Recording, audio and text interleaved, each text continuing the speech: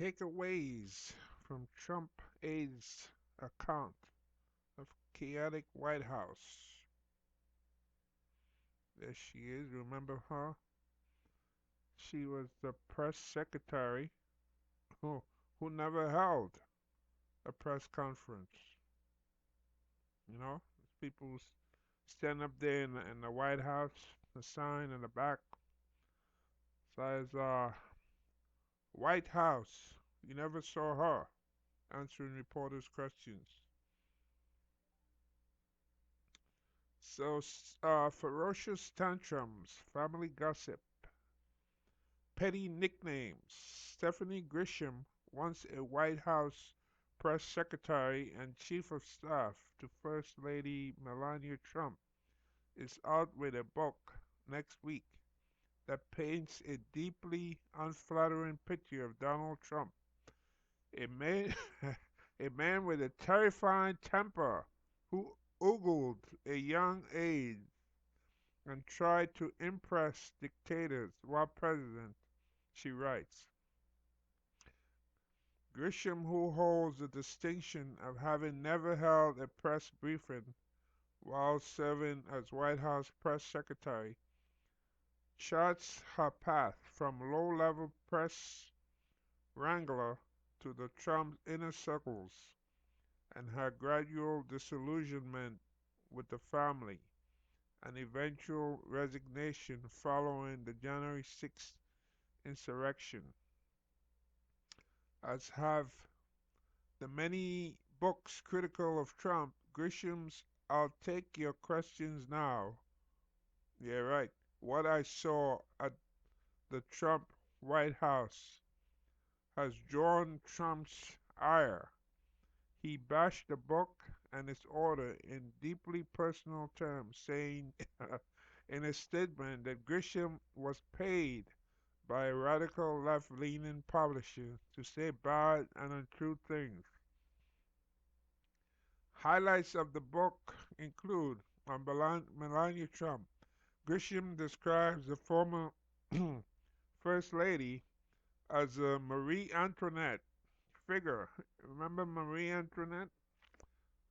They say that the people didn't have any bread to eat. And supposedly she said, well, let them eat cake. Let them eat cake. Who refused to condemn the violence of the U.S. Capitol on January 6th as Trump supporters stormed the building to try to halt certification of the 2020 election results.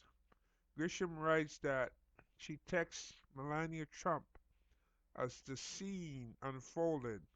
Do you want to treat that peaceful protest as the right of every American? But there's no place for lawlessness and violence? She says she asks. She writes that literally 1 minute later, and while she was preparing a photo shoot of a new rug she had selected, yes, you read that right. Melania Trump sent me back a one-word response. No. It was a breaking point for Grisham, who both praises the former First Lady's off-camera temperament and offers insight into her peculiarities. She writes that Melania Trump's habit of avoiding public appearances was so extreme that the Secret Service unofficially dubbed her Rapunzel because she remained in her tower, never descending. She also writes that Melania Trump responded to the saga of adult film star Stormy Daniels and allegations of her husband's infidelity by tweeting a photo of herself on the arm of a handsome military aide and insisting at one point that she traveled alone. I do not want to be like Hillary Clinton, Melania Trump reportedly told Grisham. She walked to Marine One holding the hands with her husband after Monica news, and it did not look good on Trump. His temper was terrifying, and it could be directed at anyone, whether he or she deserved it or not. Grisham writes. He questioned people's confidence, their looks, their intelligence, whatever he thought would do the most damage to someone's psyche. Trump had particular contempt, she says, for the White House lawyers. He didn't like them telling him that things he wanted to do were unethical or illegal. Oh, yeah, sounds like Vladimir Putin in Russia. Staff, she recounts, often deceived Trump to avoid his wrath and tried to temper his worst impulses by stalling or distracting in a White House where everything was like a clown car on fire, running at full speed into a warehouse full of fireworks. Me too. Hashtag me too. Grisham writes that while serving as press secretary, she noticed Trump taking an unusual interest in a young, highly attractive press wrangler on her team, asking where the woman was, whether she would be traveling with him on foreign trips, and asking Grisham to bring the aide to his office cabin on Air Force One. Put her on TV, keep her happy, promote her, she claims Trump would tell her. Let's bring her up here and look at her ass, she says. She was told, he had once said.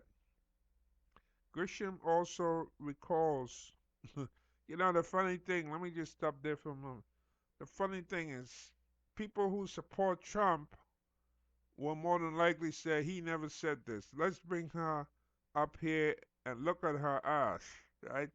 But then we saw him in the Hollywood Access tape using words that are vulgar, worse than the word ass. So, you know, they're going to say Grisham is lying.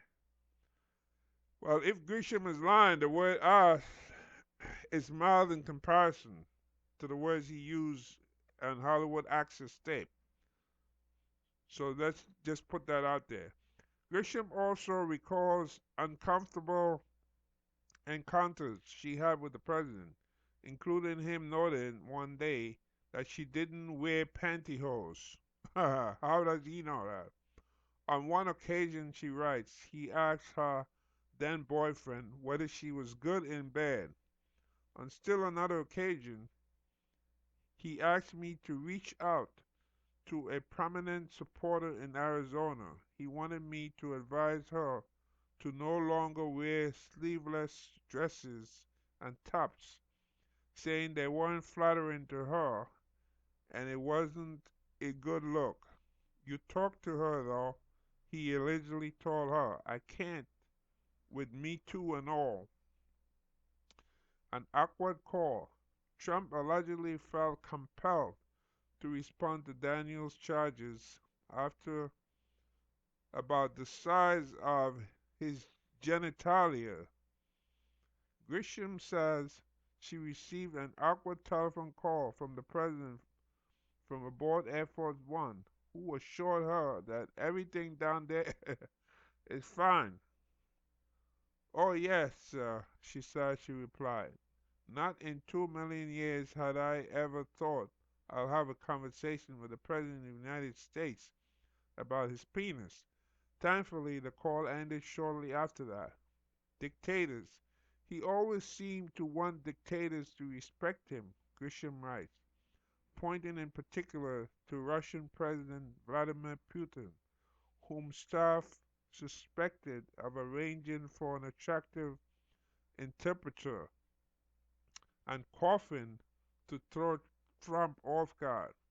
She described one encounter at the meeting of the Group of 20 Nations in Osaka in 2019 when Trump seemed intent and placating the Russian leader. Okay, I'm gonna act a little tougher with you for a few minutes, but it's for the cameras. And after they leave, we'll talk. You understand? She recounts Trump saying.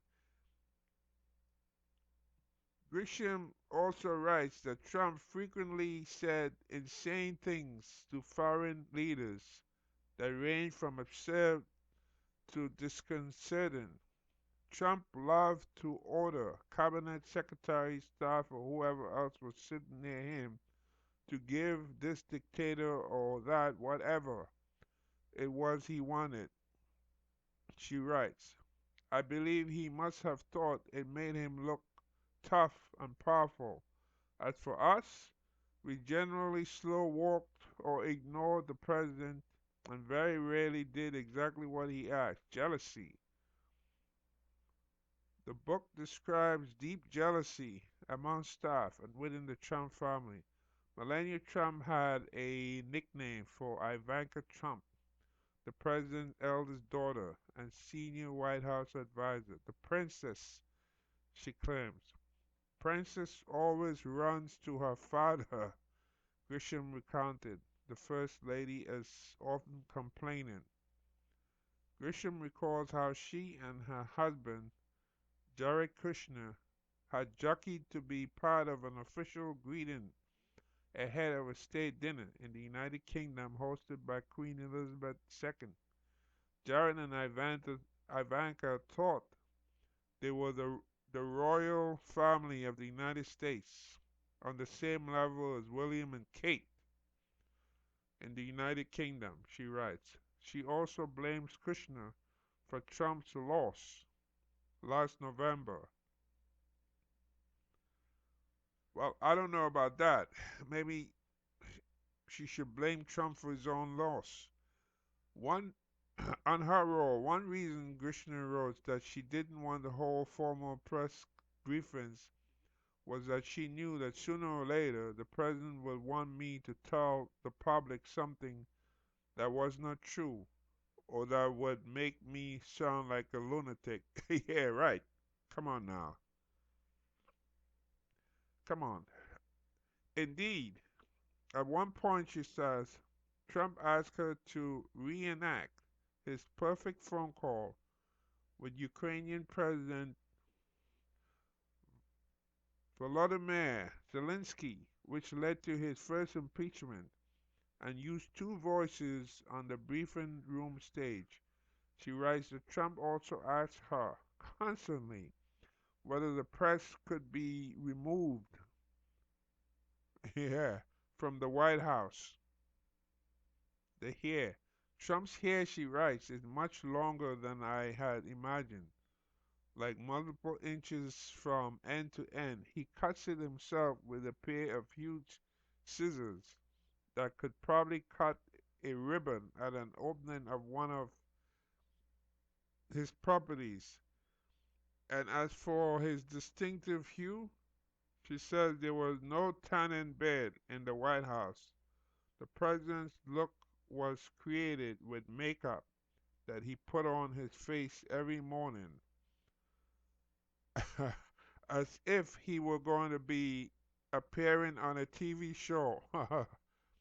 Well, in a sense, he was.